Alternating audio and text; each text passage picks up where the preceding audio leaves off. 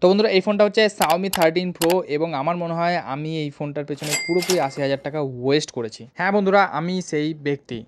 ভালোবাসা ভালোবাসা ভালোবাসা ভালোবাসা ভালোবাসা ভালোবাসা ভালোবাসা hey guys, welcome back to the brand new video. My name is অবদাস। আর বন্ধুরা, আজকের ভিডিওটাকে আপনারা একটু আলাদা টাইপের ভাববেন, কারণ আজকে আমি আমার এক্সপিরিয়েন্স শেয়ার করব যে যদি আপনাদের কাছে Xiaomi কোনো ফ্ল্যাগশিপ ফোন থাকে, অ্যাকচুয়ালি বন্ধুরা এই ভিডিওটা দেখে আপনারা ফিউচারও জাজমেন্ট করতে পারবেন অন্তত 1-2 বছর। এবার বন্ধুরা কিছু কিছু আন্ডারস্ট্যান্ডিংয়ের ব্যাপারও থাকে যে আপনারা অনেকে হতে পারে Xiaomi ফ্যান, বাট আপনার ফোনটা, আপনার কাছে যে ফোনটা আছে সেই ফোনটার সাথে কিন্তু এই ভিডিওটা ম্যাচ নাও করতে পারে। তো এইভাবে নেবেন না, বা যদি ভিডিওটাকে ডিমোটিভেট বা আপনার খারাপ লাগার জন্য বানাইনি, বা Xiaomiকে আমি ডিফেম করার জন্য বানাইনি।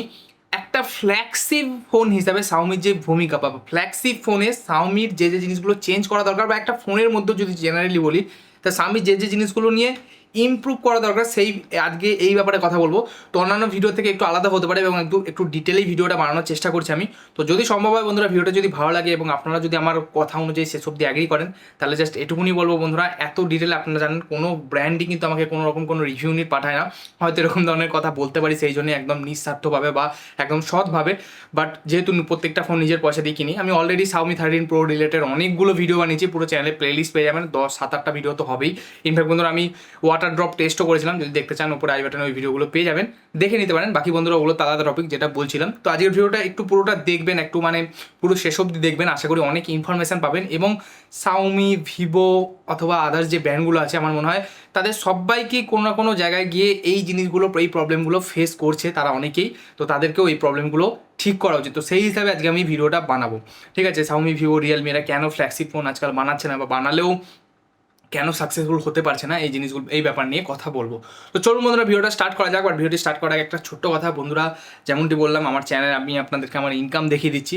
ইনকাম কিন্তু আমার খুব বেশি হয় না বন্ধুরা, তা সত্ত্বেও আপনাদের কথা অনুযায়ী আমি কিন্তু ভিডিও দিয়েই যাচ্ছি, এবং প্রত্যেকটা ভিডিওতে কোয়ালিটি কন্টেন্ট এবং জেনুইন কন্টেন্ট দেওয়ার চেষ্টা করি বন্ধুরা। ট্রাস্ট মি, আমি অ্যাজ মাই কেরিয়ার হিসেবে আমার ইউটিউবটাকে চুজ করেছি। আমারও প্রত্যেকবার এই কথাগুলো বলতে ভালো লাগে না, বাট বলতে আমি বাধ্য হই। কী করবো বন্ধুরা, আপনারা প্লিজ একবার ভেবে দেখবেন কথাগুলো, আমার কথাগুলো, যে আমি অ্যাজ মাই কেরিয়ার হিসেবে চুজ করেছি। নিজের টাকা দিয়ে প্রত্যেকটা ফোন কিনে, যে এই ফোনটার দামি যেমন 70-80 হাজার টাকা ইনভেস্ট করে যখন ফোনগুলো বিক্রি করতে যায়, তখন আমার 5,000 4,000 করে কিন্তু লস হয়। এবং সে জায়গায় বন্ধুরা আপনাদের আমি আমার ইনকাম দেখিয়ে দিলাম, দেখতে পাচ্ছেন সেরকম একটা কিন্তু ইনকামও হয় না। মাসে 500 থেকে 1000 টাকা আমার এই চ্যানেল থেকে ইনকাম হয়। সে জায়গায় বন্ধুরা আমি ইনভেস্ট করি, অনেক টাকা খরচা হয়ে যাচ্ছে। তো প্লিজ এগুলো একবার ভেবে দেখবেন। যদি সম্ভব হয় বন্ধুরা, চ্যানেল নতুন হলে চ্যানেলটাকে সাবস্ক্রাইব করে নোটিফিকেশন বেল আইকনটা অন করে দেবেন। আর মাত্র আমি 100টা লাইকের টার্গেট রাখলাম, পারলে অবশ্যই পূরণ করে দেবেন। তো চলুন বন্ধুরা ভিডিওটা এবার স্টার্ট করা যাক। তো আজকে আমি এই ফোনটা রিভিউ করছি। তো স্পেসিফিকেশন ওয়াইজ আমি কিন্তু খুব বেশি কথা বলবো না, তো এই জিনিসটা মাথায় রাখবেন। স্পেসিফিকেশনের ব্যাপারে জানতে হলে আপনাকে অলরেডি আমি Xiaomi 13 Pro রিলেটেড অনেক ভিডিও বানিয়েছি, দেখে নিতে পারেন।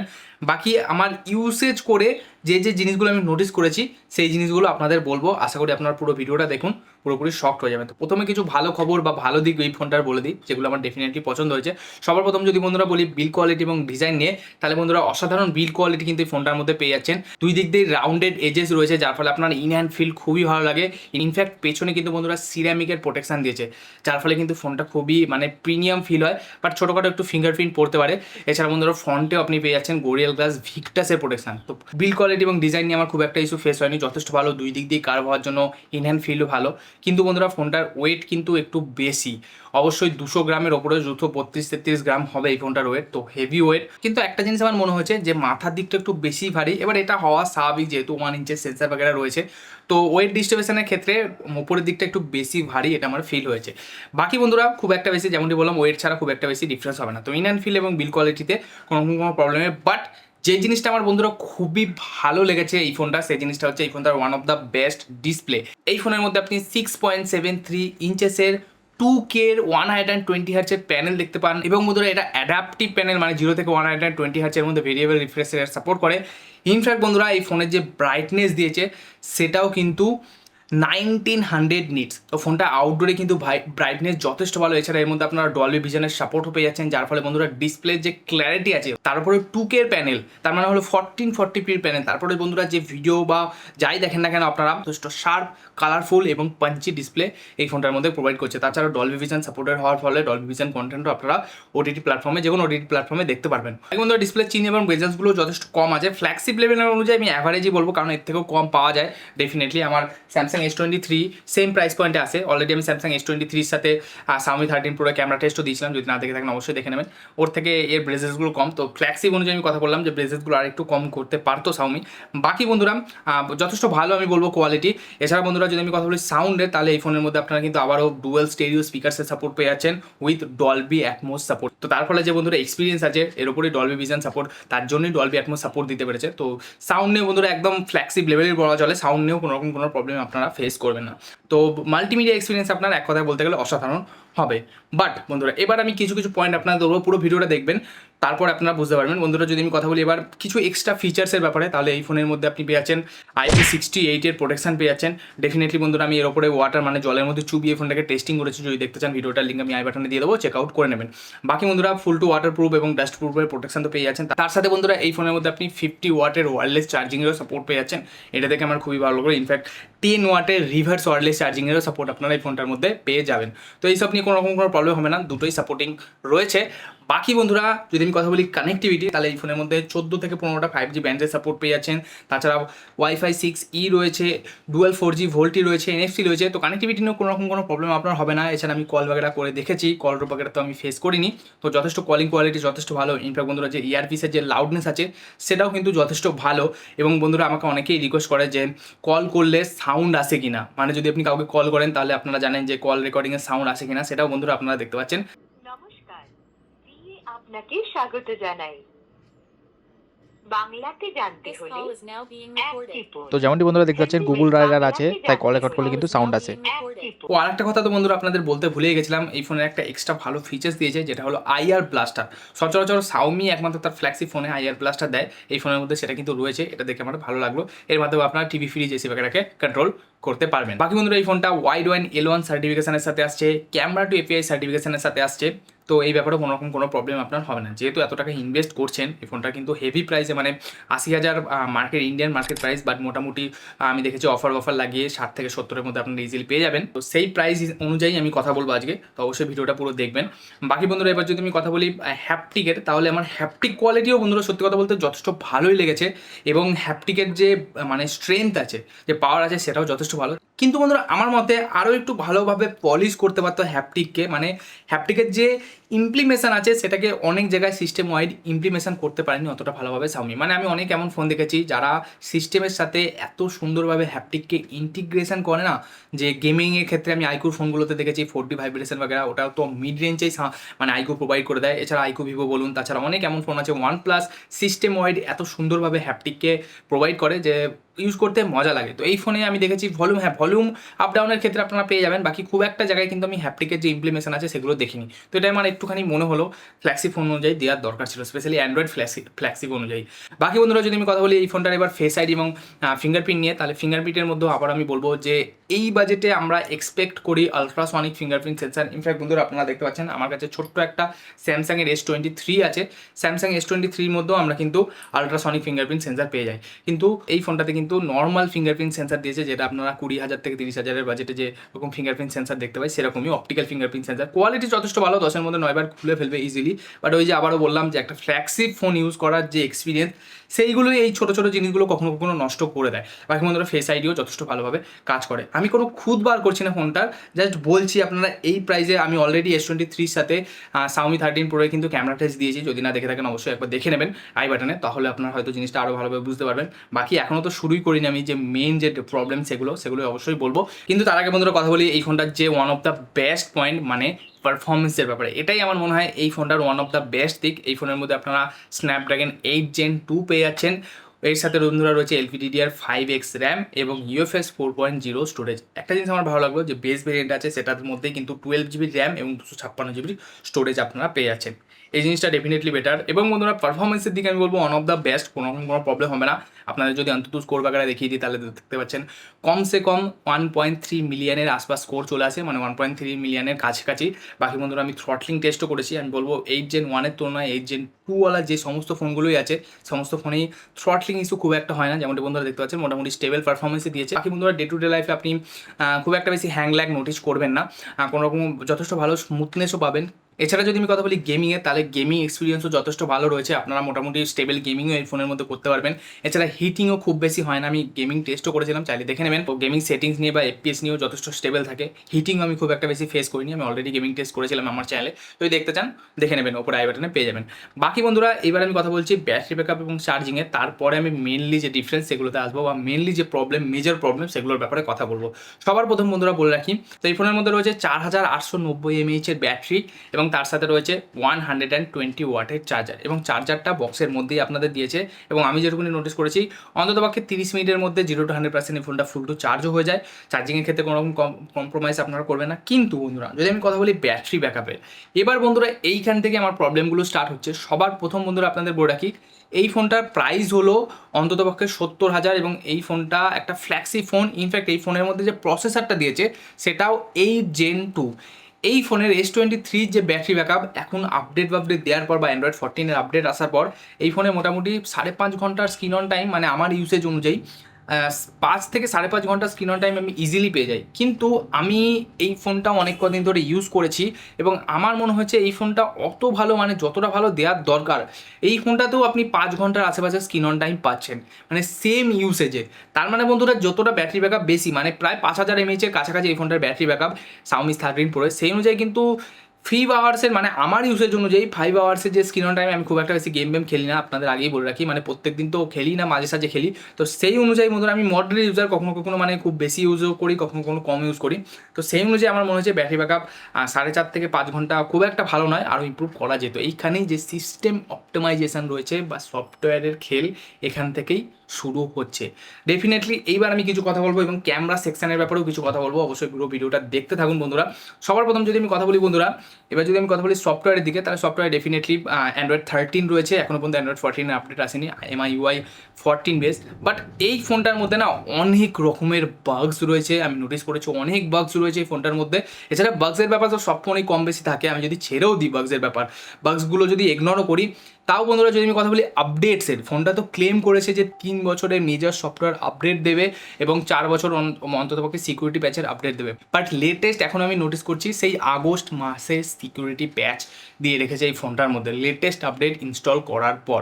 ইনফ্যাক্ট বন্ধুরা আপনারা ভেবে দেখুন, আমার কাছে রয়েছে S23, এই ফোনের মধ্যে অ্যান্ড্রয়েড 14 আপডেট পুরো এসছে, মানে সেম প্রাইস পয়েন্টে আসছে, অ্যান্ড্রয়েড 14 আপডেট চলে এসছে। ইনফ্যাক্ট এখন কি মাস চলছে, নভেম্বর মাসের আপডেট, মানে সিকিউরিটি প্যাচের আপডেটও এই ফোনের মধ্যে কিন্তু প্রোভাইড করা হয়ে গেছে। তো সেই অনুযায়ী বন্ধুরা দেখতে গেলে অনেকটাই পিছিয়ে রয়েছে Xiaomi আপডেটের দিকে। ইনফ্যাক্ট শুধু এটা মানে ফ্ল্যাগশিপে না, এটা মিড রেঞ্জ বলুন ফ্ল্যাগশিপ বলুন, যে কোনো রেঞ্জের ফোনেই আমি দেখেছি Xiaomi কিন্তু আপডেটের ব্যাপারে অনেকটাই পিছিয়ে। ইনফ্যাক্ট Xiaomiর অনেক রেকর্ড খারাপ হয়ে গেছে।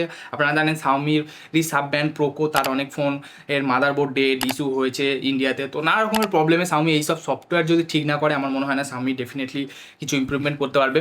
এছাড়া বন্ধুরা আরও একটা কথা আপনারা ভেবে দেখুন, Xiaomiর ফোনে ব্লুটুয়ার্সে ভর্তি, মানে লেটেস্ট যে আপডেটটা এসেছিলো তাই সেটা ইনস্টল করার পর আমি দেখছি যে ব্লুটুয়ার্সে মানে অপেরা ব্রাউজার পর্যন্ত ইনস্টল হয়ে গেছে। এগুলো আননেসেসারি অ্যাডস বা অ্যাপস কিন্তু Xiaomi ইনস্টল করছে আপডেট প্রুফ করে। তো এগুলো ডেফিনেটলি একটা ফ্ল্যাগশিপ ফোন, এত টাকা দিয়ে আমি যদি একটা ফ্ল্যাগশিপ ফোন কিনি, আমি নিশ্চয়ই চাইবো না এরকম আননেসেসারি ব্লুটুয়ার্স আমার ফোনে থাকুক, বা আমি যেগুলো চাই না সেগুলো ইনস্টল হয়ে আসুক। তো আপডেট ইনস্টল করার পর অ্যাপ্লিকেশান অটোমেটিক ইনস্টল হয়ে যাচ্ছে। তো এগুলো একটা ফ্ল্যাগশিপ ফোনে।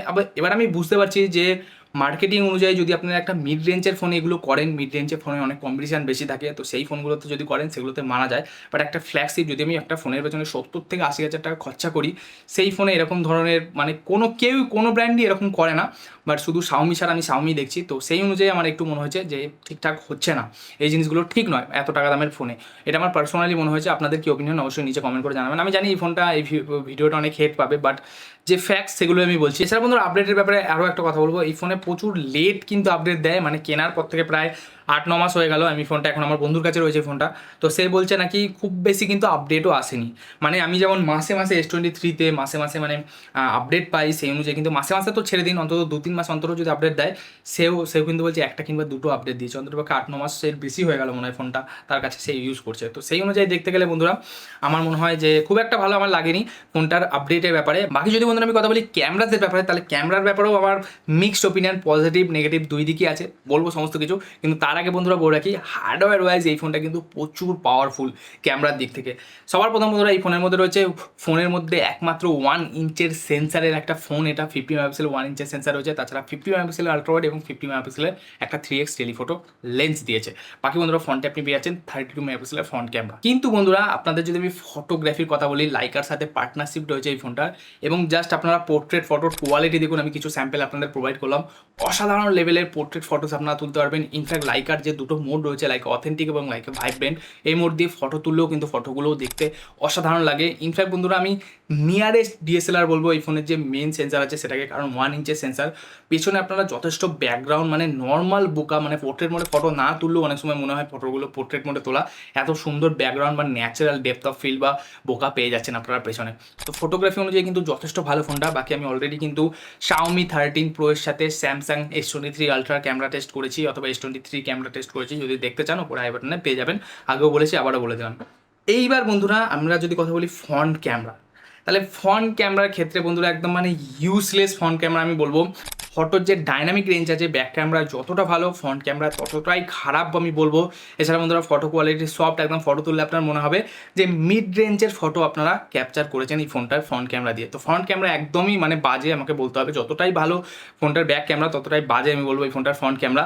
ইনফ্যাক্ট বন্ধুরা কোন ফ্ল্যাগশিপ ফোনে 2023-তে একমাত্র 1080p 30 fps এর ভিডিও প্রোভাইড করে ফ্রন্ট ক্যামেরা, এটা আপনারা আমাকে বলুন। আমার কাছে ডেফিনেটলি আজকাল মিড রেঞ্জেও এমন ফোন আসছে, অনেক এমন ফোন আসছে যারা ফ্রন্ট ক্যামেরায় 4K দিচ্ছে। সে অনুযায়ী বন্ধুরা এই ফোনটায় 1080p 30 fps দিয়েছে ফ্রন্ট ক্যামেরা, আমার ডেফিনেটলি অতটা বেশি ভালো লাগেনি। ইনফ্যাক্ট বন্ধুরা ভিডিওর কথা যখন এসেই গেছে, এই ফোনটায় ম্যাক্সিমাম কিন্তু 8K 24 fps এ ভিডিও রেকর্ড করতে পারে। বাকি আমি 8K 24 fps এ ভিডিও রেকর্ড করে দেখেছি, স্টেবিলাইজেশন অতটা ভালো নয় 8K-তে, বাট 4K 60 অব্দি ইউজেবল, যথেষ্ট ভালোভাবে 4K 60-তে আপনারা ভিডিও রেকর্ড করতে পারেন। ইনফ্যাক্ট বন্ধুরা HDR ভিডিওর অপশান দিয়েছে, বাট HDR ভিডিও আপনারা হয়তো বুঝতে পারবেন না, কারণ HDR থেকে HDR-এ কনভার্ট হয়ে যাবে। আমি দেখেছি যে HDR ভিডিওর কোয়ালিটিও কিন্তু অতটা বেশি ভালো নয়, অনেকটা বেশি রেডি স্টোন টাইপের অ্যাড করে দিচ্ছে। অলরেডি আমি বললাম যে Xiaomi 13 Pro সাথে S23 আলট্রা ক্যামেরা টেস্ট বাগেরা করেছিলাম, OnePlus 11-এর ক্যামেরা টেস্ট করেছিলাম, ওগুলো না দেখে থাকলে অবশ্যই একবার দেখে নেবেন, আপনাদের আইডিয়া হয়ে যাবে কেন আমি বলছি। ইনফ্যাক্ট বন্ধুরা লেন্সের সাথে আজকাল যে থার্ড পার্টি অ্যাপ্লিকেশনের ইন্টিগ্রেশন আছে, আপনারা যদি একটা নতুন একটা মিড রেঞ্জেরও ফোন ইউজ করেন, যেমন S23 FE-তেও আমি দেখছিলাম যে ইনস্টাগ্রামে আপনারা আলট্রা ওয়াইড ক্যামেরা ইউজ করতে পারছেন, টেলিফোটো লেন্স ইউজ করতে পারছেন। এই ফোনটার মধ্যে সেরকম কিন্তু কোনো ফিচার্স নেই, মানে যে নেটিভ ক্যামেরাকে হয় সেগুলোকে ইউজ করা যায় না। ক্যামেরার ব্যাপারে ডিটেল আলোচনা করলাম না। তো ওভারঅল বন্ধুরা আমার এই ফোনটাকে নিয়ে অনেকটা মিক্সড ওপিনিয়ন হয়ে গেছে। এই ফোনটা আমি সবাইকে মানে রেকমেন্ড করতে পারবো না, যে আপনি একদম 70-80 হাজার টাকার মধ্যে যদি একটা বেস্ট অ্যান্ড্রয়েড ফোন চান, আপনাদের অনেকেরই মনে হবে যে হার্ডওয়্যার ওয়াইজ তো এই ফোনটা খুবই পাওয়ারফুল, এত বেশি পাওয়ারফুল। ইনফ্যাক্ট যে হার্ডওয়্যার মানে শুধুমাত্র প্রসেসরকেই বোঝায় না, ক্যামেরা যে লেন্স আছে সেগুলোকে বা ক্যামেরা সেন্সারগুলোকেও বোঝায়। ডেফিনেটলি সেগুলো ভেবে ভাবুন আপনারা। এছাড়াও যদি বিল কোয়ালিটির দিকে ভাবুন, যথেষ্ট কিন্তু পাওয়ারফুল, দেখতেও ফোনটা কিন্তু সুন্দর। কিন্তু যখন আপনারা ইউজ করবেন তখন আপনার কিছু কিছু জিনিস মনে হবে, অথবা যখন ভিডিও রেকর্ডিং করতে যাবেন, অনেকেই আজকালকার দিনে কিন্তু ভ্লগিং বাগেরা করেন, তো ফ্রন্ট ক্যামেরা ব্যাক ক্যামেরা দুটোই কিন্তু ইউজ করতে হয়। তো এইগুলো যদি বানেন, মানে আমি বলছি না যে ফোনটা খারাপ বা আপনারা কিনবেন না, বাট আমার মনে হয় যে সবারই জন্য এই ফোনটা নয়। কিছু কিছু যারা হার্ডওয়্যার লাভার আছে বা যারা গেমিং প্রেফার করবেন, তার সাথে সাথে ব্যাক ক্যামেরা দিয়ে ফটো বেশি তোলেন, বা লাইকার যে মোডগুলো আছে যারা পোর্ট্রেট মোড ফটো বেশি তোলেন, ভিডিওগ্রাফি অতটা বেশি করেন না, এরকম আমাকে জাজমেন্ট দিতে হবে।